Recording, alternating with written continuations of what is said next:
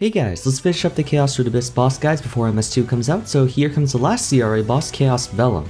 It's popular opinion that Chaos Vellum was probably the first actual challenging endgame boss to ever be released, and that's what set the standard as the benchmark for future endgame bosses like Lotus, Damien, Lucid, and Will. Just like how Pink Bean was the head honcho back in 2010, Chaos Vellum took that title in 2013, and he wasn't dethroned until 2015 when Lotus came out with the Black Heaven update. I still think Crimson Queen outranks Vellum in difficulty if the only concern is boss mechanics. Vellum is by statistics the hardest boss of the four. He has the highest amount of HP and the highest percent damage reduction. In order to do your optimal damage on him, you need to have at least like 96% ignore defense if I remember correctly, and the other CRA bosses only need like 88 to 90%.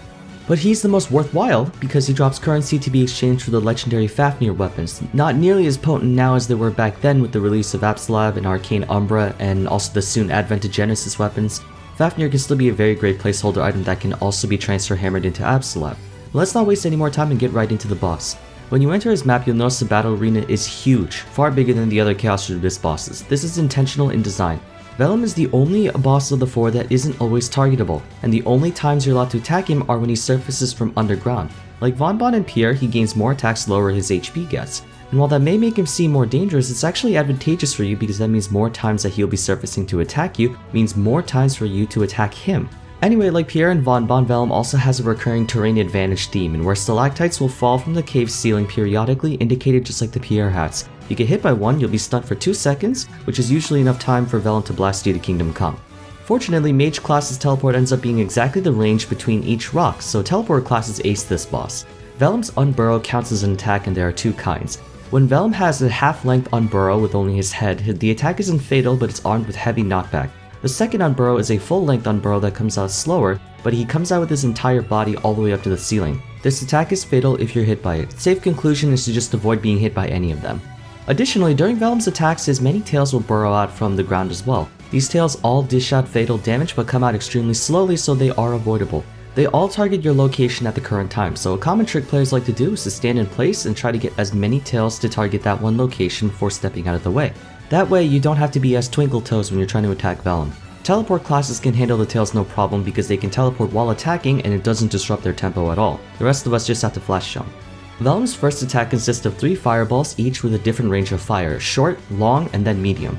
The easiest way to see this attack coming is that he unburrows at full length and completely pauses. There's no idle animation playing. You want to stand either behind Vellum or as close to him as possible since he attacks in front of him. The attack is easiest to dodge, but watch for the tails. One more thing, once Vellum finishes launching 3 fireballs, when he burrows back down, he also dishes out non-fatal damage and he has heavy knockback, which can potentially knock you into a tail that's already up from the ground. This is the only attack where Vellum is a hitbox when burrowing back down, but it is still a thing to worry about.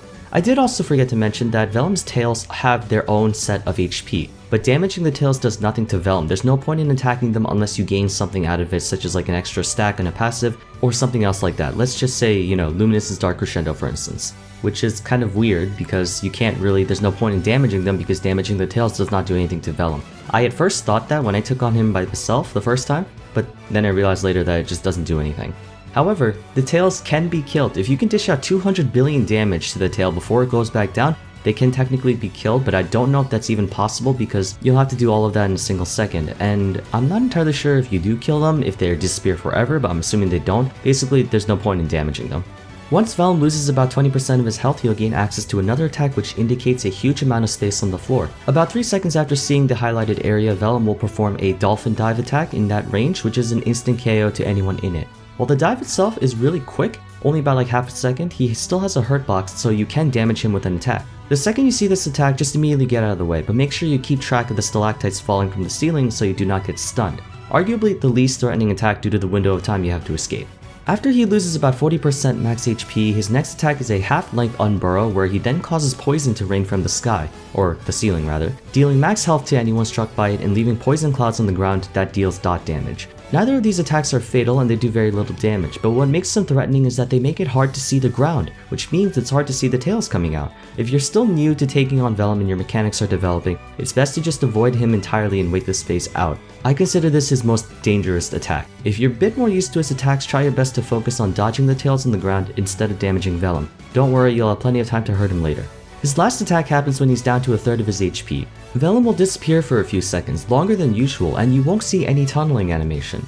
When this happens, immediately go to one of the polar ends of the map. Vellum will then perform an action which will be stated on the screen that he's taking a deep breath. When he does this, he appears on either end of the map and begins inhaling, pulling all players towards him, and then afterwards, he unleashes a massive screen-wide hyper beam that does, and I'm not kidding, like 6 million damage to every player. So I don't care if you're a Demon Avenger, you're not living. This attack is also a multi-tick hitbox, which means even if you have some kind of death-defying skill like Bishop's Heaven's Door, or some other revive skill like Shade Link or Breath of Divinity, doesn't matter, you're dead.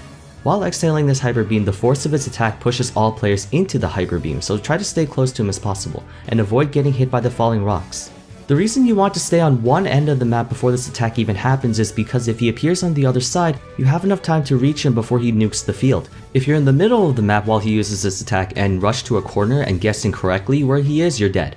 Another tip that you can use to locate him is that if you have a dot damage skill like let's say Venom, you can easily see where Vellum is long before he emerges, because wherever he's chilling will have Venom damage appearing over and over again, which is actually kind of funny. Especially when you're dealing with Chaos Vellum for the very first time, your objective is survival, not damage. Focus more on dodging the falling rocks and weaving through his tails. 20 minutes may not look like that much time, but most early failures are not because of lack of damage, but rather you just die too much. When I was first taking him on Exodus Waver, I kept taking unnecessary risks to DPS him and I kept dying over and over, so your aim is survival above anything else. Few tips: if you do die during Chaos Vellum and you do not have Resistance Link skill, Spirit of Freedom, if he's in the middle of an attack, wait until he finishes it. Vellum doesn't reset upon respawning, and if you're not careful enough, you can be at the receiving end of unlucky spawn killing. Additionally, like Von Bon, do not lose sight of Vellum, even if you need to rebuff. You may end up accidentally rushing back into Vellum and then he obliterates you with the fireball, so keep track of where he is and what he's doing. So why do I think Vellum is easier than Crimson Queen? It's mostly just because Vellum becomes really easy once you understand how his mechanics work. He looks really threatening and really scary and really difficult, but then once you get used to it, you can do this boss like blindfolded. Queen has a lot of attacks that you can't dodge no matter what, and while Vellum's attacks are mostly instant kills, they're all avoidable, but that's just me. Anyways, that's about it. If you have any questions, of course, feel free to ask me in the comment section below. I was thinking about doing Lotus, Damien, and Lucid boss guys, but I defunded my Dual Blade and Xenon, so I don't have a character that can take out those bosses easily anymore. Besides, MS2 is here in 10 days, so I'm gonna be ready for that. But thank you so much for watching, and I will see you in the next video. Take care.